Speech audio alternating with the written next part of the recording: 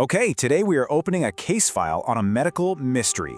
It's something that affects millions of people, but it's just completely shrouded in folklore and, honestly, a lot of misunderstanding.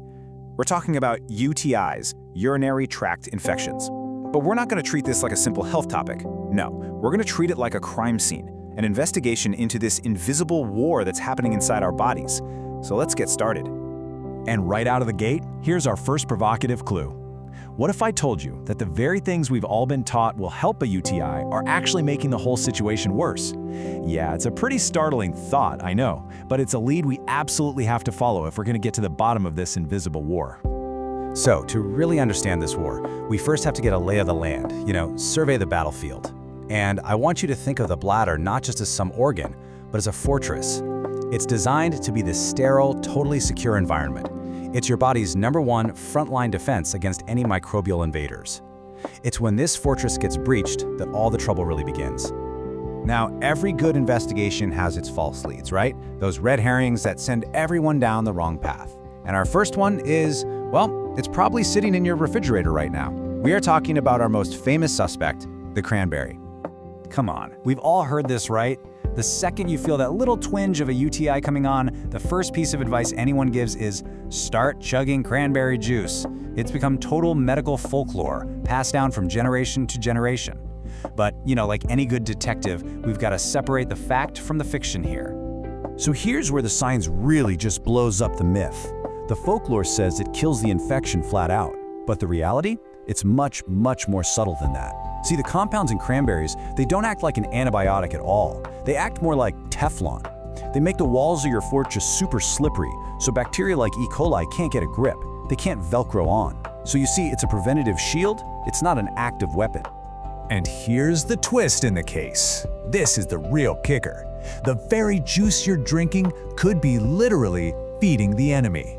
Think about it. Most of that cranberry juice you buy at the store is absolutely loaded with sugar. And guess what bacteria love more than anything? Sugar.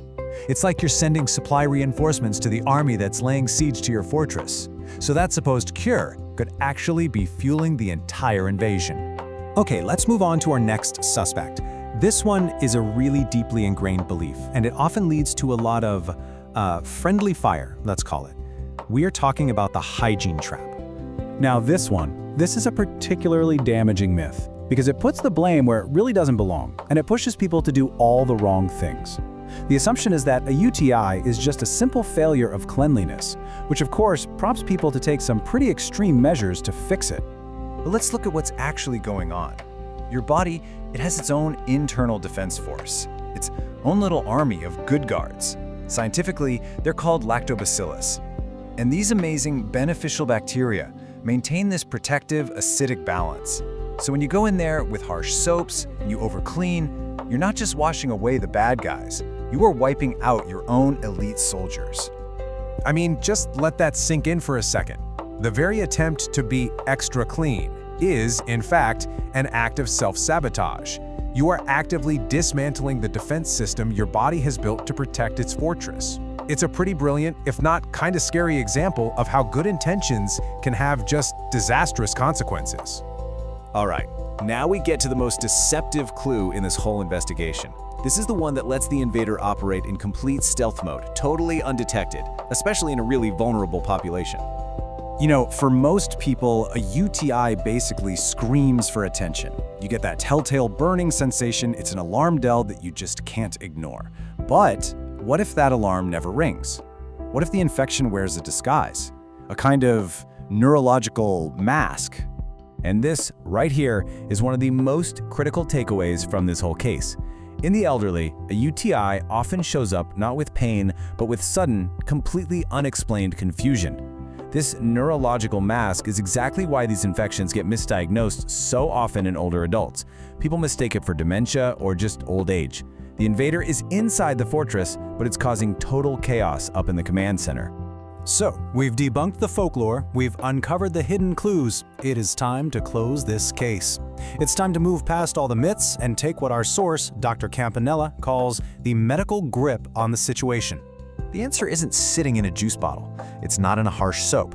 No, true control comes from really understanding the battlefield and using actual science-based strategies to defend it. This is about being proactive, not just sitting back and being reactive. And you know what? The strategy is brilliantly simple. First, proactive hydration. Water is hands down the best way to constantly flush out invaders before they can even get a foothold. Just think of it like you're reinforcing the moat around your fortress. And second, microbiome respect. This just means ditching those harsh soaps and letting your good guards do their job. You're supporting your natural defense force, not accidentally destroying it. So, let's review the final report. Case closed. Here's what you need to remember. Cranberry is for prevention. It's not a weapon for a cure. Harsh soaps? That's just friendly fire against your own troops. Sudden confusion in an older person is a massive UTI red flag. And taking a true medical grip on this whole thing, it just means drinking water and respecting your body's incredible built-in defense system. And that really just leaves us with one final, and I think crucial question.